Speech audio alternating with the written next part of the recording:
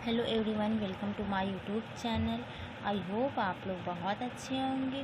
जैसा कि हमने आगे क्लासेस ले चुकी हैं जिसमें मैंने समप्रभाविता, शाप्रभाविता, अपूर्ण प्रभाविता यानी इनकम्प्लीट डोमिनेंस के बारे में पढ़ा दिया। आज हम लोग इस वीडियो में जो अपूर्ण प्रभाविता यानी इनकम्प्लीट डोमिनेंस एंड शाप्रभाविता यानी को डोमिनेंस में डिफरेंस जानेंगे। ठीक है, डिफरेंस जो होता है वो बोर्ड एग्जाम में एक दो डिफरेंस आते हैं लिखने के लिए। तो देखिए क्या होता है। पहला, दोनों युग्मक विकल्प अपनी स्वतंत्र अभिव्यक्ति प्रदर्शित नहीं कर पाते। इसमें तो ये होता है, लेकिन इसमें क्या होता है, दोनों युग्मक विकल्प अपनी स्वतंत्र अभिव्यक्ति प्रदर्शित करते हैं। नेक्स्ट में संकर में नया लक्षण रूप उत्पन्न होता है। इसमें नए लक्षण रूप उत्पन्न नहीं होते हैं।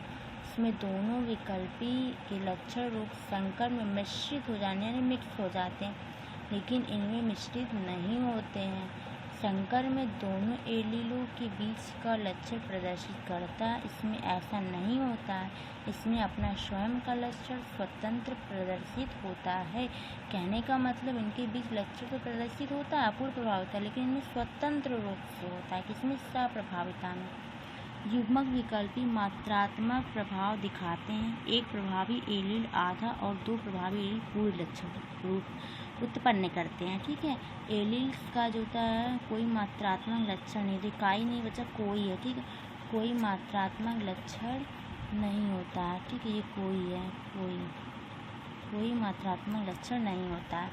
एक और है जो मैं बता रही हूँ, डिफरेंस जो आता है। पहले थोड़ा सा इसके बारे में देख लेते हैं। ये क्या है? पूरक कारक जीन। जब दो नॉन एलिकल जीन अकेले एक ही लक्षण को व्यक्त करते हैं तो उन्हें हम लोग क्या कहते हैं? तो उन्हें हम कहते हैं पूरक कारक जीन कहते हैं। संपूरक कारक जीन क्या होता है? देखिए, संपूरक जीन को स्वतंत्र युगल होते हैं जिनकी अन्योन्य क्रिया इस प्रकार है कि प्रत्येक प्रभावी जीन स्वतंत्र रूप से पूर्ण प्रभावित उत्पन्न करता है। ठीक है, चाहे दूसरा विद्यमान हो या ना हो, परंतु जब दोनों प्रभावी गैर एलिलिक जोड़े एक साथ होते हैं तो नए लक्षण उत्पन्न करते हैं। देखिए इसमें थोड़ा सा पूरक जीन और संपूरक जीन में भी डिफरेंस काफ़ी पूछे जाते हैं। देख लीजिए, ये देखिए, पूरक तथा संपूरक जीन में अंतर। ऐसे ही आप लोग बोर्ड एग्जाम में लिखेंगे जैसे मैंने लिखा।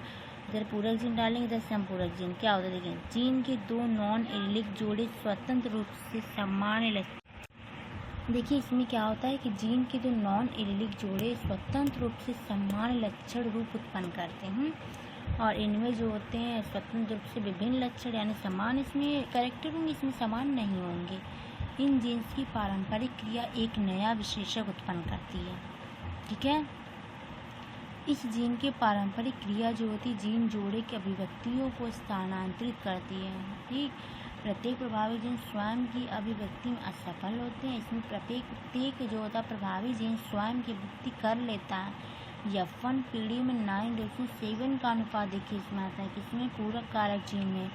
और इसमें जो क्या नाम से है संपूरक जीन में पीढ़ी में 9:3:1 के अनुपात में प्रदर्शित करता है। तो ये दोनों आप लोग याद रखिएगा। ठीक है, बहुत इंपॉर्टेंट है। अब यहाँ देखिए बहुजनी लक्षण के बारे में बताएंगे। देखिए, हाँ तो देखते हैं बहुजनी लक्षण क्या होते हैं। ठीक है, मात्रात्मक लक्षण का नियंत्रण जीन के कई जोड़े द्वारा होता है। ठीक है, ये जीन एक विशिष्ट जीन समृद्ध बनाती है जिससे हम लोग बहुजीनी तंत्र कहते हैं। मात्रात्मक लक्षणों वाली वंशागति कई स्वतंत्र जीनों से प्रभावित होती है। अब इधर से देखेंगे वंशावली विशेषण क्या। मानव वंशावली के अध्ययन में समस्याएं। मनुष्य में जनन क्षमता लगभग 10 वर्षों तक आती है, 20 वर्षों तक आ सकती है। ठीक है, 20 वर्षों तक, 10 नहीं 20। क्या है इसमें? इस अवधि में अपेक्षाकृत कम संतानें उत्पन्न कर पाते हैं।